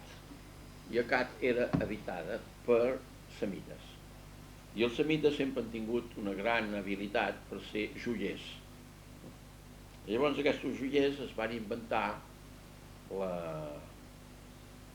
primerament l'aigua règia per saber el títol d'un aliatge d'or, plata i coure. L'or completament pur es troba molt difícilment, però l'or aliat amb plata es troba. Aquesta gent es van inventar la metal·lurgia de l'or, la plata i el coure per separar-los, però després els tornaven a fondre junts, no? I del foc, diguem, tots els que som de tipus de civilització, de vocabulari grec, se'n diu en grec pur, pir, Pirineus, no? Pirolisi, etc. El foc és pur. Llavors explicaré després que els sacerdots que van crear les primeres religions perquè els hi van prendre el poder bancari, no? Es van inventar la puresa. I la puresa no és altra cosa que tractar la puresa dels metalls és una cosa, però la puresa de les persones és simplement fer una analogia i dir el foc purifica la persona. I el mite de la puresa, escolta'm, és el pitjor que hi ha en un món. Què? Règia per mesurar el títol d'un aliatge, es van inventar la primera metal·lurgia de l'or, la plata, etc. I es van inventar, evidentment, més tard, el mite de la puresa de les persones com a analogia a la puresa dels metalls, no? Una persona, si la poses al foc, no es crema i no se'n parla més d'ella, no? Però tots els llibres sagrats de les religions sempre estan plenes d'això, de la puresa pel foc, no? I el mite de la puresa ha fet un mal terrible, però en fi, deixem-ho córrer, és una altra cosa. Després d'haver inventat això, aquests joiers semites es van inventar la balança de precisió. És una cosa molt senzilla, hi ha un eix, no? I uns platets que s'aguanten amb uns fils, i llavors això, si la balança està ben calculada, es manté en equilibri. Llavors es van inventar un codi de pesos, no? Hi havia el cicle, que és una miqueta més de 8 grams, després hi havia el mig cicle, que era 4 grams, després hi havia l'òvul, que era, em sembla, la 12ª part del cicle, i després hi havia la mina i el talent, que eren 60, ja no sé què, la mina, sí, el talent era 60 cicles, i la mina devien ser 60 talents. Bueno, perquè aquesta gent tots funcionaven per 6 o per 12 o per el que sigui. Bueno, i quan van tenir això, doncs aquells individus més llestos que fets d'encàrrec, no? Durant el dia se n'anaven inclús a les ciutats de Sumer, no? I es posaven, deien amb un individu, vostè té or? Sí. Doncs escolti, vingui aquí, parlem-ne. I el nom de banquers ve que aquesta gent posaven un banc, no? Posaven el flacó la petita botella d'aigua règia, no? I les balancetes i tot això, I no eren altra cosa aquella gent, que els ullers aquests no eren altra cosa que el que fan a la plaça Catalunya, etc. No? Eren uns saltimbanquis d'aquells. De seguit que venia la policia del temple, escolten, puf, plegaven el banco, plegaven tot. I aquí és l'origen dels banquers. Bueno, com que aquests banquers podien posar la banca a cada cantonada d'un carrer, no? A més, la moneda d'or i plata servia per totes les ciutats, no calia ni anar al temple. Quan volies obrir un compte corrent et deien, bueno, vostè qui és i què deixa de ser, aquí que allà, no? Tot es feia per factura xec, sabien el que compraves, el que venies, ho sabien tot, no? Mentre que amb l'or i la plata, escolta'm, un esclau podia comprar el que li donés el gust i la gana si havia robat o havia trobat la manera de tenir una miqueta d'or o de plata o de coure. Resultat, que el nombre d'agents de mercat, que abans, per exemple, era 100, doncs molt ràpidament va pujar a 1.000 i 2.000 i 3.000 i 4.000. Tothom era agent de mercat, inclús un nen petit. Passava una miqueta el que va passar a Itàlia amb en De Gasperi. De Gasperi, després de la guerra, va dir, al contrari del govern espanyol, el govern francès, etc., va dir, el 40% de les divises són per l'exportador. Hi havia nanos de 8 anys que ja tenien divises, perquè els soldats nord-americans els hi donaven cigarrets i ells els tornaven a vendre a la intendència nord-americana i cobraven dòlars. Llavors tenien dret, legalment, el 40% dels dòlars. I tenies nanos de 8 anys que a Itàlia tenien dòlars i ja eren rics. Bueno, doncs va passar una miqueta això amb la moneda d'or, de plata i de coure, que era forçosament anònima, uniforme, no? De propietat, en aquest cas era de propietat privada, perquè eren lingots, pólvores, joies, monedes, exvotos dels temples, coses d'aquestes. Aleshores, un candelabre, per exemple, d'or o de plata o de coure, tenia el seu valor en el temple. La gent s'hi van llançar de ple, no? I això va ser un gran progrés. Però aquests joiers es van tornar banquers. Els antics sacerdots banquers van quedar, allò que se'n diu, tirats per terra. I es veu que alguns d'aquests sacerdots banquers van dir, no, nosaltres que fins ara tenien molts privilegis, tenien molt prestigi, tot això, i es van inventar la religió, la primera religió. I la primera religió va ser semita i en van saber. No? Anaven en una ciutat, imperi, i agafaven tots els mites, i totes les llegendes, i tots els ritus, i tots els sistemes que trobaven, i els giraven de l'inrevés, però que no es veiés gaire, no? I això els hi permetia tot. Per exemple, el mite d'Adam i Eva és un mite que no diu altra cosa que l'home substitueix a la dona en quant a poder, no? Però la dona el fa caure del seu poder, no? El mite del pecat original. Quan el mite primitiu era el fet de que el primitiu veia unes coses tan boniques en la seva descendència que llavors tenia por que la seva descendència no fos capaç de posar-ho en pràctica, perquè ell havia tingut dificultats per passar de la seva manera de ser a les dificultats de la vida pràctica, no? Posem al cap això de que la intel·ligència fenomènica neix del contrast entre l'entera llibertat en esperit de l'home i les dificultats que troba de seguit que té la matèria al davant, no? I la matèria és únicament el que és carnalment sensible, no? I són paraules clàssiques i no cal anar a buscar i tothom les entén, no? La matèria no és res de l'altre món, és simplement allò que jo toco, que jo veig, que jo escolto, etc. Per exemple, la música és una matèria. I l'altre dia en discutíem l'art, les artesanies, les tècniques i la ciència i la tecnològica no són altra cosa que articulacions de la matèria, que sigui una matèria inert o sigui una matèria vivent, no?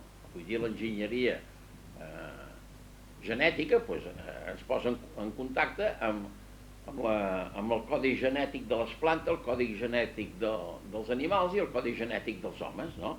I tant si els hi agrada com si no els hi agrada, escolta'm, això continuarà i no hi ha res a fer, el moment que tu prohibeixes que l'Estat diu jo no vull sentir parlar més d'enginyeria genètica, no tinguis por, tota la gent que tingui vocació d'enginyeria genètica d'Espanya se n'aniran a l'estranger, no? I després quedaran alguns ximples que faran enginyeria genètica d'amagat. Llavors potser els cremaran com a bruixots, però en fi, no? Això no hi ha res a fer. I l'home progressarà sempre en el seu saber, perquè és un ser que està ple de curiositat, no?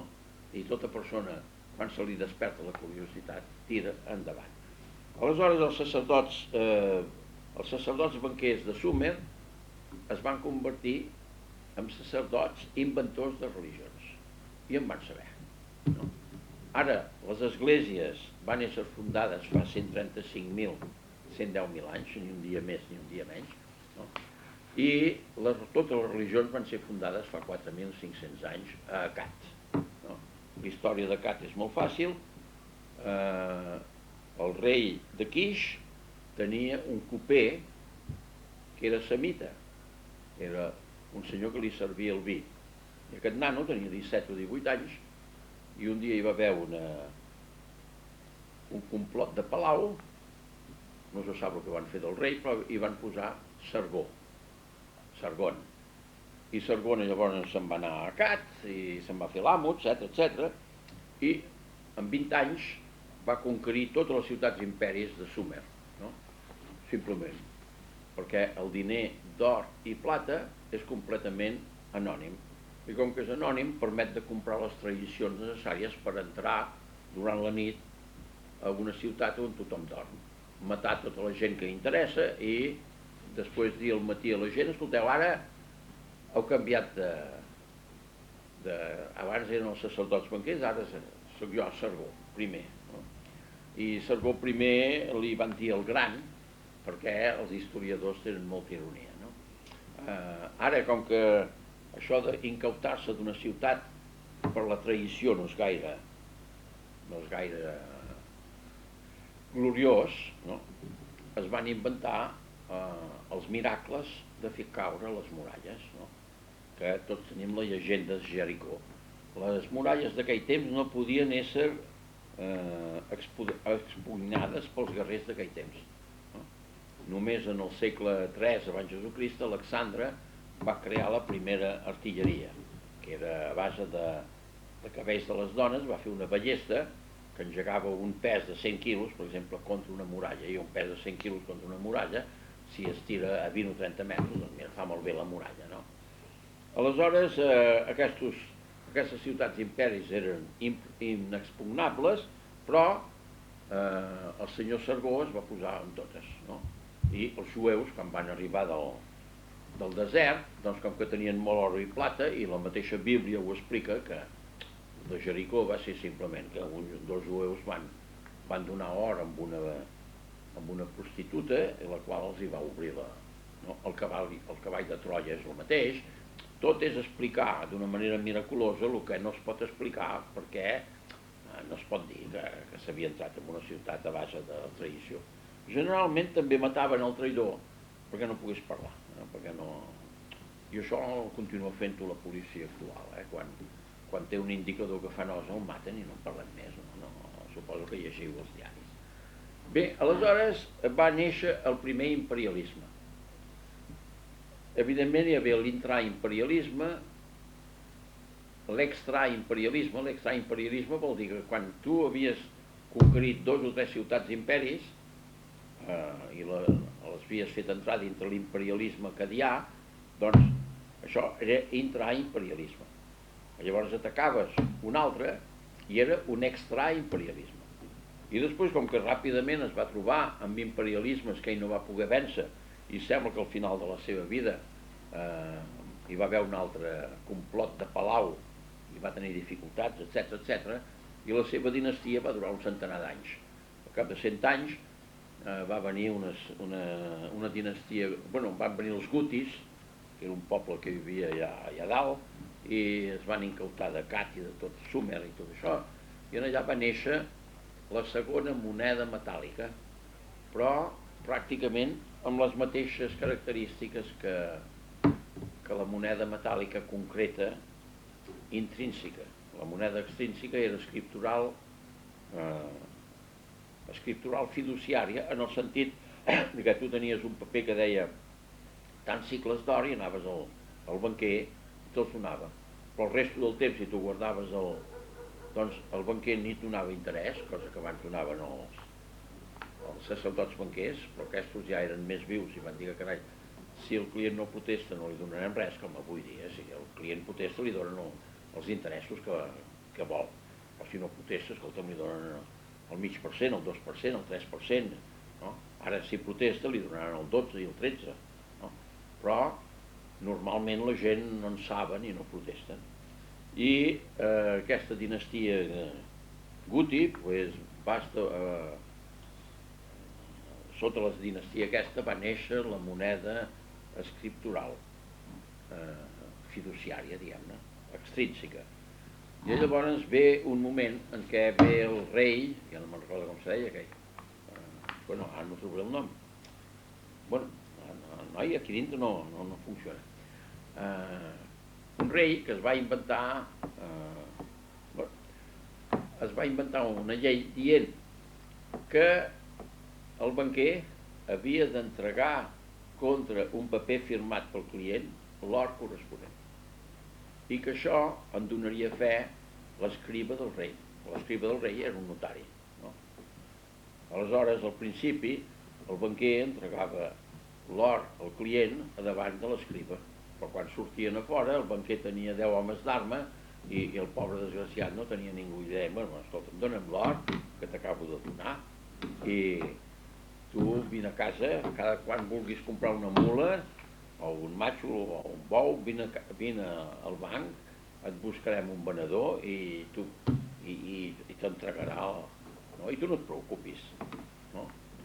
Tu tens aquest or com el pots gastar, etc.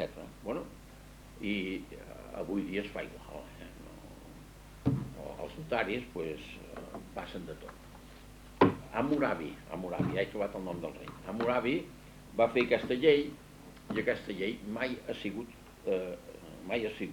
obeïda, no? Després se n'han fet moltes de lleis. I aquesta moneda anònima va establir el diner brut. I el diner brut pues, ha sigut l'amo de les nostres anticivilitzacions des de fa 4.500 anys. Aquestes anticivilitzacions, com que no volen repartir els excedents de producció, cada any, cada vegada n'hi ha més, cada innovació tècnica porta uns excedents de producció, no? Com que no els volen entregar als pobres, perquè només hi ha que la propietat privada, la propietat comunitària ha anat desapareixent. Pràcticament Espanya va desaparèixer amb Franco, però en altres països va desaparèixer molt més de pressa, no? I la propietat comunitària dels indis de Nord-Amèrica, ja sabeu què en van fer els yanquis, no? Ho van pispar-ho tot, ho van robar tot i ho van regalar-ho tot i tot és propietat privada. I els indis es queixen d'això, que ells no van ser prou llestos per anar a fer posar les seves propietats en un registre. I com que no estaven en el registre, doncs no existia. Bueno, i llavors la propietat privada ha demostrat des que es va crear, des que va començar la propietat privada, fa 135.000, 110.000 anys, ni un dia més ni un dia menys, a base d'especialització, no? De produccions. Hi havia el totem de la guineu, el totem de la serp, el totem de la mel, el totem del canguru, en fi, tots els totems hi eren, i aquests totems van demostrar que produïen més que no pas la propietat comunitària de l'endoèmia. Els totems eren filials a l'endoèmia, però cada un d'ells anava per una especialitat. I, esclar, a base d'especialització es produeix més que si vols collir de tot. Això és allò del pagès que abans cultivava de tot, no? Però només produïa que per ell i la seva família i algunes vegades per anar al mercat. Però avui dia un pagès, doncs, per exemple a Sant Romà de Vella, els pagesos tot ho compren al mercat, no? Compren les peres, les figues les nous, els ous, ho compren tot, no n'hi ha ningú que tingui gallines, perquè, escolta, avui dia qui es posa... Si tenen gallines és perquè l'amo de la casa diu, escolta, que jo vull menjar pollastre bo, no? Evidentment els pollastres de masia són més bons que els altres, però ho compren tot. Tot ho compren els pagesos, es dediquen a una sola cosa. A Sant Romà es dediquen únicament a l'ametller.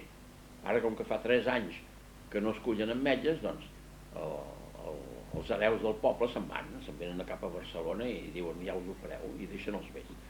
Però vull dir que això és un fet. La producció especialitzada de propietat privada sempre dona més rendiment que la producció comunitària, on no hi ha especialització, on es fa de tot, on el pagès treballa comunitàriament per la família. Una altra cosa és que el pagès treballa privadament per ell mateix, perquè és ell que té el compte corrent al banc, m'explico? I la dona treballa perquè el marit es faci ric, no? I les dones que es casen amb separació de béns, a pagesia encara n'hi ha molt poques. Aleshores, la producció privada produeix molt, i avui dia tenim una producció terrible perquè les tecnològiques productives han fet uns progressos enormes, no? Però el capitalisme privat no sap repartir. Només sap repartir que el capitalisme comunitari.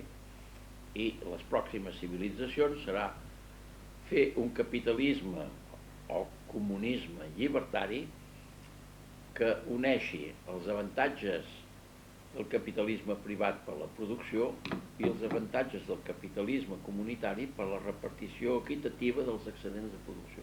Però aquí ja passem a una altra cosa i ho deixo per un altre dia. Ja he acabat. Referent a economia de mercat, cal considerar que el mercat monetari és un utilitarisme canviari monetari. És la tercera fase de l'utilitarisme. La paraula útil refereix a qualsevol realitat insistencial o existencial, noumènica o fenomènica, que és útil a l'home per la seva vida. Però la paraula utilitari i utilitarisme i els derivats, etc., és simplement considera les realitats o realismes, perquè els realismes monetaris i els realismes de preus i salaris i diner no són realitats, són realismes. Són números que reflexen la realitat, o no la reflexen gaire bé, però en fi, que la reflexen sempre. Aleshores, l'utilitarisme és per tot el que és realitats o realismes materials carnalment sensibles. Jo agafo un bitllet de banc i és carnalment sensible. Ara és un realisme i no és una realitat, però agafo una botella i allò és una botella. Aquesta botella és buida, doncs mira, haig d'anar al colmado, fer-la omplir d'aigua de vi i pagar, no? Aleshores, el principal és adonar-se que avui dia el mercat, que és un utilitarisme canviari monetari, no? Que va venir l'utilitarisme tal qual. Després va venir l'utilitarisme canviari fa 135.000, 110.000 anys entre els totems, no? I després va venir l'utilitarisme canviari monetari fa 11.500 anys, és a dir, en almenys 9.500, no? A través de les fitxes de fang que he parlat i tot això. I d'això, l'utilitarisme canviari se'n diu mercat. El primer mercat va ser de Mercè, que és un pleonasme, a base de regals, presents i invitacions. Però es va demostrar ruïnós, perquè entre els totems intervenia allò que se'n diu prestigi, allò que se'n diu generositat, etc. I jo, per la meva part, he vist a Catalunya senyores de sa casa que estaven totes molestes perquè el convit de Nadal no els havia sortit tan bé com a la seva cosina germana, que els havia invitat el dia abans, que els invitaria, etc. I això de que quedar malament en una invitació els hi sabia molt greu. Doncs el mercat de Mercè va desaparèixer per ruïnós entre els totems. Llavors va venir el mercat de canvi. No parlarem de les coses que passen al mercat de canvi, sinó simplement arribarem al mercat de canvi monetari històric i el monetari de canvi monetari actual. que és una complexitat enorme. Aleshores, com que aquesta complexitat jo m'hi vaig posar fa 10 anys i no me'n sortia, no? I, bueno, no me'n sortia, llavors finalment he seguit el consell que en algun lloc, segons Finali, deia Plató. Diu, quan estudieu una cosa complexa, deixeu la complexitat de costat i aneu a lo més originari i senzill. I el més originari i senzill és molt senzill. La producció de consum i d'inversió, que al principi no eren gaire separats, no? És igual a la hisenda de consum i d'inversió. Això sembla molt senzill, és 10 igual a 10, no? Però en la realitat es posa 10 sobre 10 igual a 1. No? El primer utilitarisme, que era conjunt, era producció de consum i d'inversió sobre hisenda de consum i inversió, això és igual a 1. Una producció, una hisenda és igual a 1. El coeficient aquest 1, segons Plató, explica el grau d'autosatisfacció de cada senyor que intervé. No? Al principi tots estaven contents perquè els que havien produït tenien dret a menjar, però els que no havien produït també tenien dret a menjar, perquè es feia el banquet sagrat de la nació, de l'Endolènia, i tots hi tenien dret. Bueno, aleshores, fixeu-vos bé en aquest mecanisme. Un utilitarisme, llavors un utilitarisme canviari també venia, arribem al troc primitiu. El troc primitiu no és altra cosa que una elementalització utilitària canviària que va començar fa 135.110 anys. Al principi tot era un conjunt utilitari, no? I això és un canvi elemental. I aquest canvi elemental és un canvi elemental igual a una mercaderia A elemental sobre una mercaderia A elemental és igual a 1, que és l'autosatisfacció del comprador-venedor de cada cosa. No? I això no els hi anava bé i es van inventar el troc numèric a base de l'invent de la moneda. Llavors, l'exemple ja l'he donat. Una armadura de plata val 5 esclaus, no? A través d'un càlcul que feien. No? Una armadura val 100 bous, un esclau val 20 bous, doncs una armadura val 5 esclaus. Això va anar bé fins al moment que es van inventar la moneda comptable. Quan es van inventar la moneda comptable, com que hi havia una moneda activa que tornava a sortir del compte corrent per passar a un altre compte, però es quedava en el compte corrent i li donaven un interès. No? Llavors es va diferenciar bé l'hisenda activa i l'hisenda passiva. No? I amb això, doncs, aquella gent va anar bé i llavors tenien una producció d'això i d'això i d'això, consumtiva i inversiva, sense entrar en els detalls, i una hisenda activa de consum i inversió. Això és importantíssim i l'exemple ho explicarà. Suposem que a Espanya la fortuna és 1.000 bilions de pessetes, no? I la producció és de 100 bilions cada any. No? Si els economistes distingits decideixen que els espanyols tenen prou diner per comprar tota la producció que és 100, doncs els espanyols s'hi llançaran i en lloc de voler comprar 100, compraran 105 o 110.